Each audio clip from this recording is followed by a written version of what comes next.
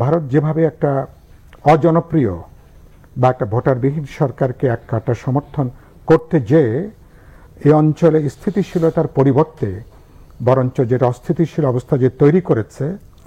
বাংলাদেশের 17-18 কোটি মানুষ একটা জনগোষ্ঠীকে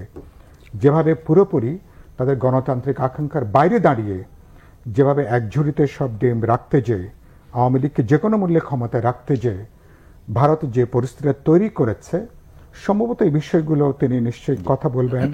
এটা খুবই প্রত্যাশিত যে মার্কিন রাষ্ট্রপতির সাথে আমাদের অন্তর্বর্তীকালীন সরকারের প্রধান তার এবার সাইডলাইনে তার সাক্ষাৎ হবে। দেখলাম যে মানে মিডিয়াতে দেখলাম 30-35 মিনিটের একটা সময় মনে হয় সেখানে আছে। তো একটা গুরুত্বপূর্ণ আলোচনার জন্য এই সময়টাই আমি মনে করি যথেষ্ট। সেদিক থেকে এটা খুব অপ্রত্যাশিত না, কারণ প্রথমত প্রফেসর ইউনূস তো মার্কিন প্রশাসনের সাথে বহু দশক ধরে আর নানাভাবে তিনি সম্পর্কিত এবং তিনি মার্কিন যুক্তরাষ্ট্রের সর্বোচ্চ তিনি দুটো তিনি সম্মানে তিনি ভূষিত হয়েছেন এবং নানাভাবে তার আন্তর্জাতিক স্বীকৃতি, মর্যাদা, সম্মান সেটা আছে আমরা জানি। তা আমি যেটা বুঝতে পারি যে তিনি নিশ্চয়, যেটুকু গণমাধ্যম আপনারাও বলেছেন, যে আমাদের 5ই আগস্টের এই ছাত্র শ্রমিক জনতার যে অভ্যুত্থান, বলতে পারেন 16 বছর বা এই 36 দিনের রাজনৈতিক দল এবং ছাত্র তরুণদের জনগণের যে লড়াইয়ের পরে যে সরকার গঠিত হয়েছে, একটা পপুলার একটা গণজাগরণ, গণ অভ্যুত্থানের ভেতর দিয়ে এইটার যে পরিবর্তনের যে বার্তাটা, যে বাংলাদেশ তার আগের জমানায় বাংলাদেশ ফিরে যাবে না, ফলে বাংলাদেশ এখন গণতন্ত্রের পথে হাঁটবে, বাংলাদেশ সেটা অবাধ বিশ্বাসযোগ্য নির্বাচন নিশ্চিত করবে, বাংলাদেশ মানবাধিকারের ব্যাপারগুলোকে সমুন্নত রাখবে এবং আমাদের অন্যান্য অনেকগুলো বিষয় আছে। 16 বছরে মানুষ যে একটা অবরুদ্ধ অবস্থার মধ্যে ছিল, বাংলাদেশ সত্যি সত্যি আমরা একটা গণতান্ত্রিক পরিবেশে যাতে আন্তর্জাতিক সম্প্রদায়ের সাথে সমতা, ন্যায্যতা, সম অংশীদারিত্বের ভিত্তিতে বাংলাদেশ যাতে তার ভূমিকাটা পালন করতে পারে, এবারকার আলোচনায় আমি বিশ্বাস করি প্রফেসর ইউনূস হয়তো বাংলাদেশের জনগণের পক্ষ থেকে, বিজয়ী জনগণের পক্ষ থেকে তিনি সেই বার্তাটা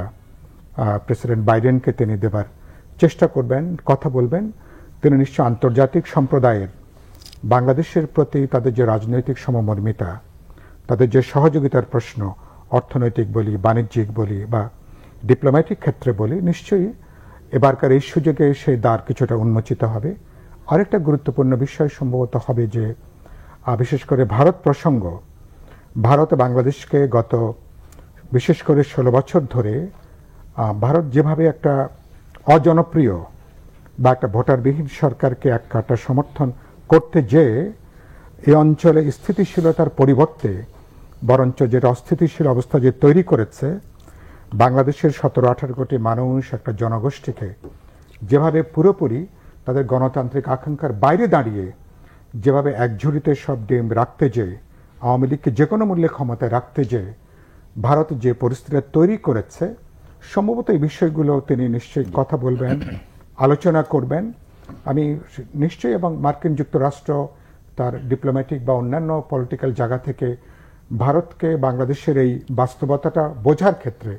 গণ আকাঙ্ক্ষাকে মর্যাদা দেওয়ার সম্মান নিয়ে 2 নম্বর হলো এই অঞ্চলে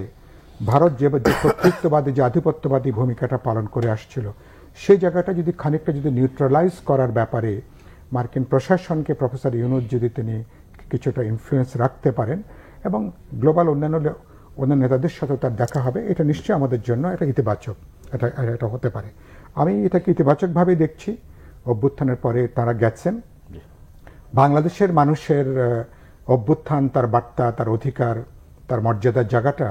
হয়তো বিশ্ববাসীর কাছে তিনি উত্থাপন করবেন।